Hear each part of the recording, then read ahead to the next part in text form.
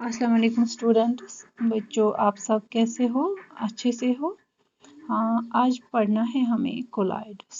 एक कोलाइड जो होता है वो एक किस्म का सॉल्यूशन ही होता है जिसमें सॉल्यूट पार्टिकल्स का साइज इंटरमीडिएट होता है between true solutions and those in suspension. इसका मतलब है कि जो सॉल्यूट पार्टिकल्स का साइज एक कोलाइड में रहता है वो बड़ा होता है किससे? ट्रू सॉल्यूशन के पार्टिकल्स से, और छोटा होता है सस्पेंशन के पार्टिकल्स से।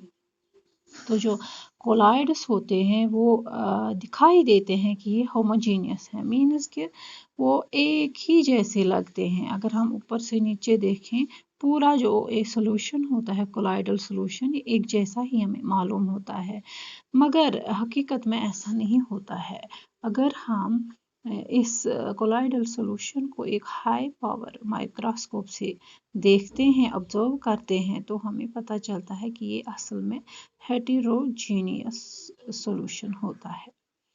तो एक जो कोलाइड होता है ये असल में ट्रू सॉल्यूशन नहीं होता है। कुछ एग्जांपल्स लेते हैं हम कोलाइड्स की या कोलाइडल सॉल्यूशंस की, जैसे कि सोप सॉल्यूशन होता है, ये एक कोलाइडल सॉल्यूशन होता है। स्टार्च सॉल्यूशन, मिल्क जिसमें प्रोटीन होता है, फैट होता है, वाटर होता है या बाकी चीज़ें होती हैं, ये भी एक कोलाइडल सॉल्यूशन होता है।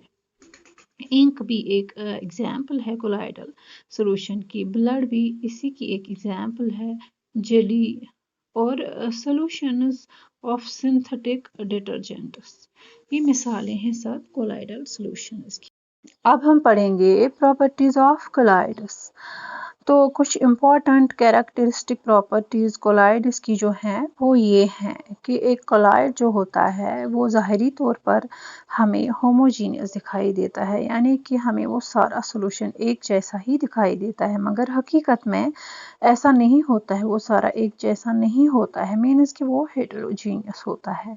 हाँ, दूसरी प्रॉपर्टी है कि जो पार्टिकल साइज होता है कोलाइड्स में या कोलाइडल सॉल्यूशंस में, वो ट्रू सॉल्यूशंस के पार्टिकल से बड़ा होता है और सस्पेंशन के पार्टिकल से छोटा होता है। यानी कि डायमीटर्स जो रहते हैं कोलाइडल सॉल्यूशंस के पार्टिकल्स के, उनका साइज होता है 1 नैनोमीटर और 100 नैनोमीटर के दरमियान।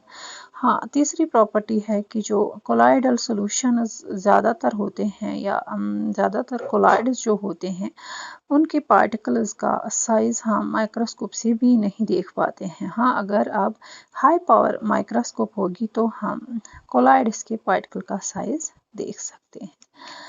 तो फोर्थ प्रॉपर्टी जो है, जो पार्टिकल्स एक कोलाइड के होते हैं ये फिल्टर पेपर के थ्रू पास हो जाते हैं।